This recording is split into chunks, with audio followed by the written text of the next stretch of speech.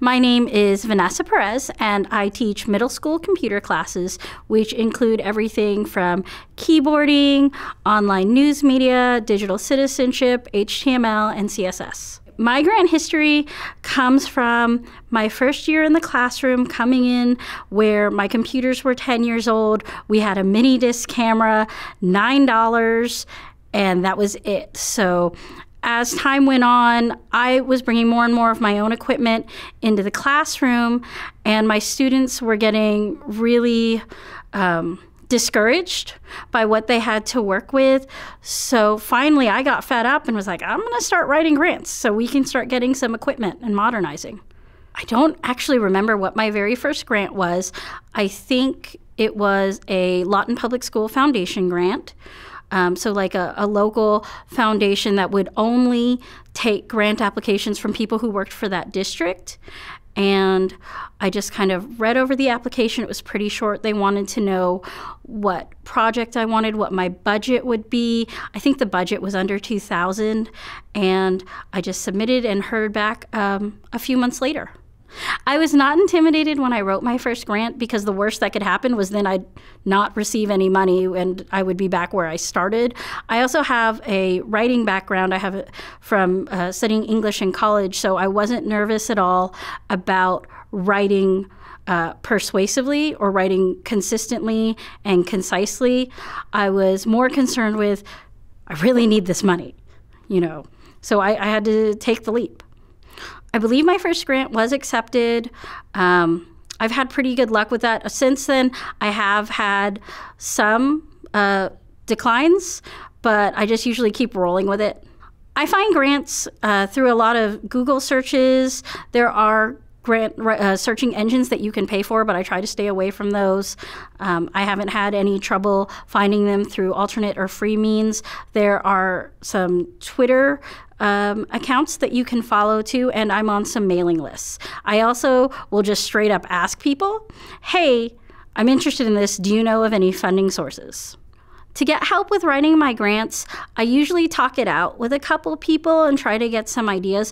But what I have found to be the most advantageous is to have someone do a cold read, someone who is possibly not a teacher and doesn't know anything about my grant, and I'll have them read it, and if there's a rubric, I'll give them the rubric to score me, but I don't tell them anything about it so that it's as realistic as possible.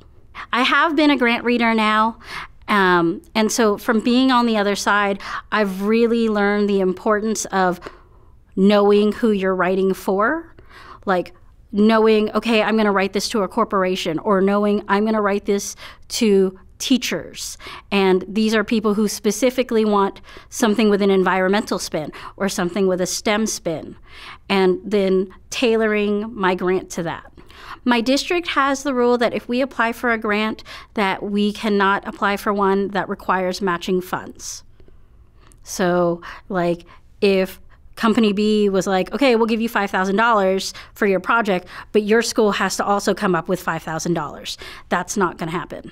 My biggest piece of advice for someone just learning how to write a grant is to read the directions. And this really came to me too when I was reading grants. People are trying to give you thousands of dollars. Read the rubric. If you leave out any part of the grant, especially if you leave out the budget, you're not going to get the grant. I would also say to have a plan.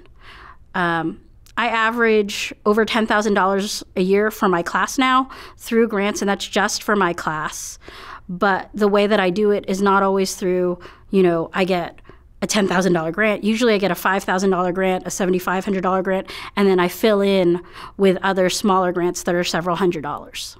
So something that I learned early on in my grant writing, probably my first year, I was lucky enough to receive a Donor's Choose grant of equipment, but I did not complete all the requirements that needed to be done afterwards. I didn't complete the thank yous. That was a really big mistake, and it's not something that I can go back and fix now. And I would say always, always, always meet the requirements of the grant in full so that you're not burning any bridges.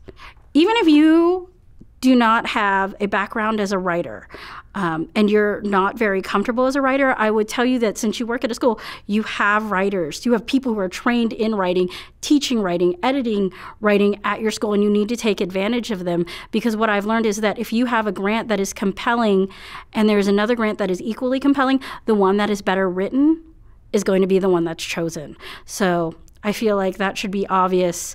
Have your grant proofread and definitely make changes to it. But having now read grants, I know that sometimes people just dash something off and it's not enough. I do not plan my grants the night before. I actually have a 5-year plan for my classroom, for my school, and for my district. I have a complete idea of where I'm going. I love the detour, and sometimes I will veer off of that. But I have ideas in a document, and basically when I find a grant, I try to match up the part of my plan to the grant that will fit it best. I am never annoyed if someone comes and asks me about a grant that I've gotten in the past, especially if I can't apply for the grant again. I mean, it's not going to hurt me to help them.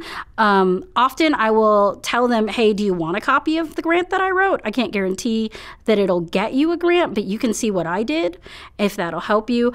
I have benefited from going online and asking people. If I saw that someone got a grant, hey, how'd you get that? Can I have a copy of what you wrote? Do you have any tips for me? So I don't see any advantage in trying to gatekeep my grants. Another piece of advice that I would have for people who are grant writing is, even though you might be tempted to add a lot of buzzwords like STEM and personalized learning, to kind of stay away from those buzzwords and from words that are too technical, because you might have teachers reading your grants, but you might also just have corporate people or volunteers reading your grant, and if they don't understand what you're saying, they probably will not give you any money. So when I get people to help me with my grants, those people include my kids. And that means my students who take it to heart, because they know exactly where our money comes from. I'm very transparent with them. They know that I can't do fundraisers, that we've tried it in the past and it's been horrible. So, but they can point out, oh, this television came from this foundation and this came from that. And so they know that when they read a grant for me, that it's serious business and it will directly benefit them.